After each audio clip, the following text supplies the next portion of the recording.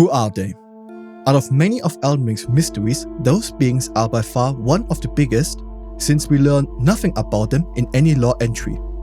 Yet, there actually are some things we can deduce from their in-game assets, which will at least shed some light onto the identity of these mysterious corpses, their connection to the Eternal Cities, as well as giving us some information to speculate upon.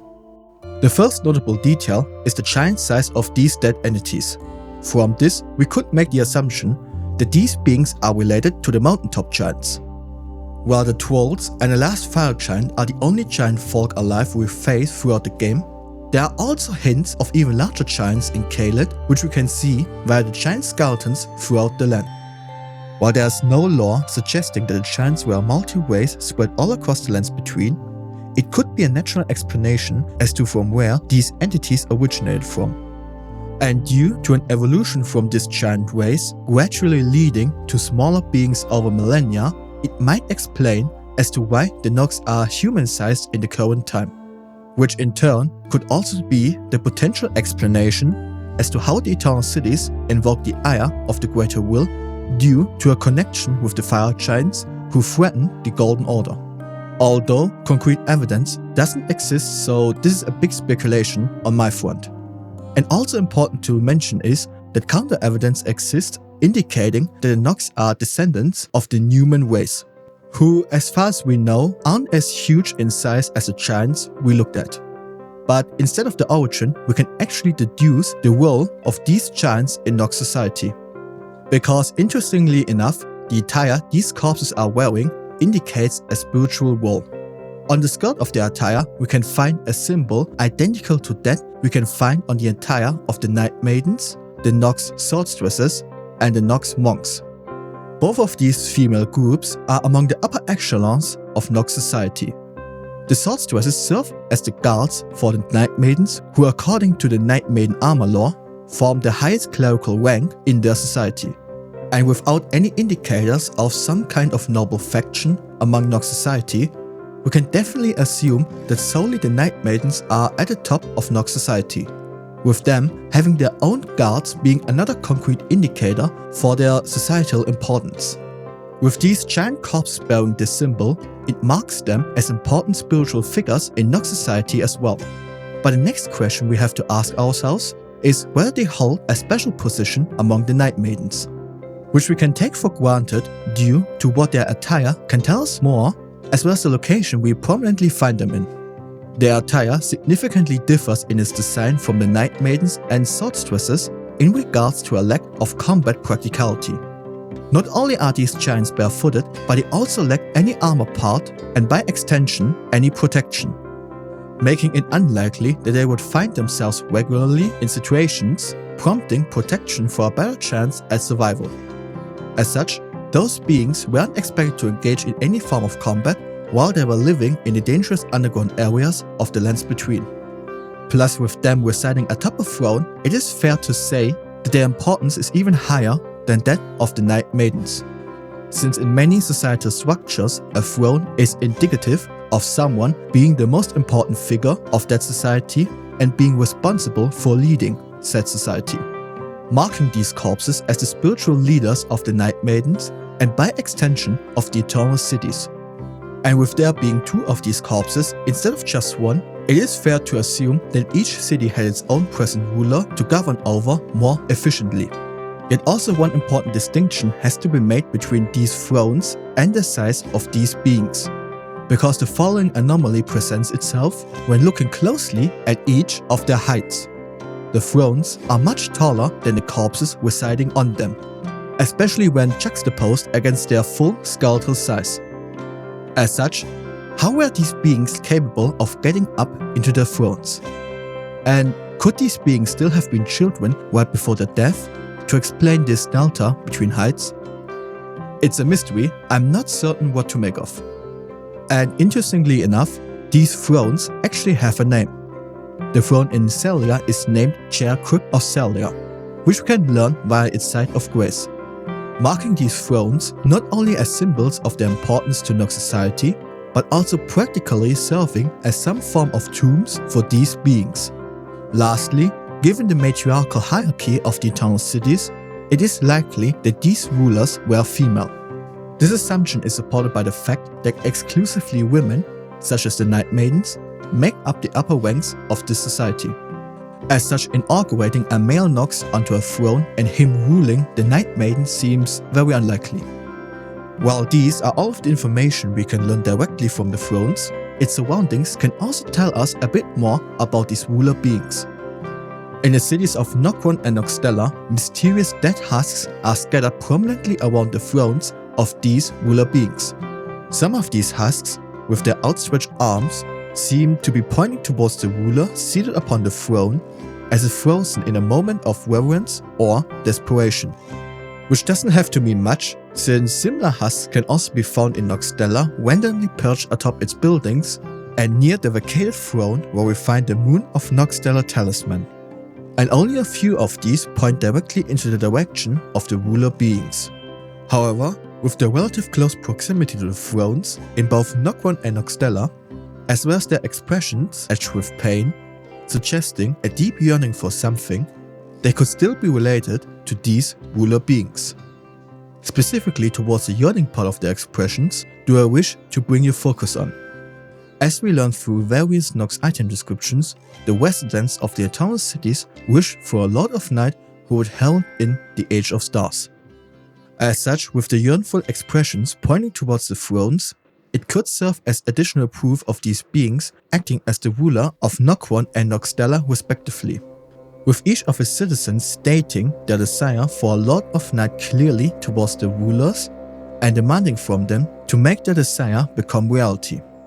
Also, another possibility is that they hint at another failed attempt for a Lord of Night. After all, not only were these rulers female, but the yearning expressions of these husks towards them could also be interpreted as them begging their Lord of Night to finally make the Age of Stars become a reality, bringing the possibility to the table that these rulers were artificially created and marking them as another failed attempt at finding their Lord of Night. Although this is a very wild speculation on my part, which you should only take with a giant rock of salt. Feel free to let me know as to how you feel about these husks and their possible connection to these ruler beings. While we won't learn anything more from the throne's locations nor their immediate surroundings, there's one other aspect I wish to discuss with you, which might be related to these ruler beings in some form. At the end of Latenna's quest line in the consecrated snowfields, we encounter the enigmatic figure of a giant albinoic woman named Philia. Latenna's quest entails to pass something named the birthing droplet onto this woman, with its purpose being to continue the albinoic bloodline and preventing it from going extinct. Although what exactly the birthing droplet is, as well as its functions, are unknown to us. But an indicator towards these aspects are the following lines of dialogue from Latenna. Let the birthing droplet in, followed by the profound declaration, and create life for us, for all the albinoics, confirming that Philia's and the droplet's role is to create more artificial life. This is also backed up by the law of the blue-silver male armor, stating the following. Blue-silver is a metal born from the same mother as the archers themselves, giving us yet two other important pieces of information.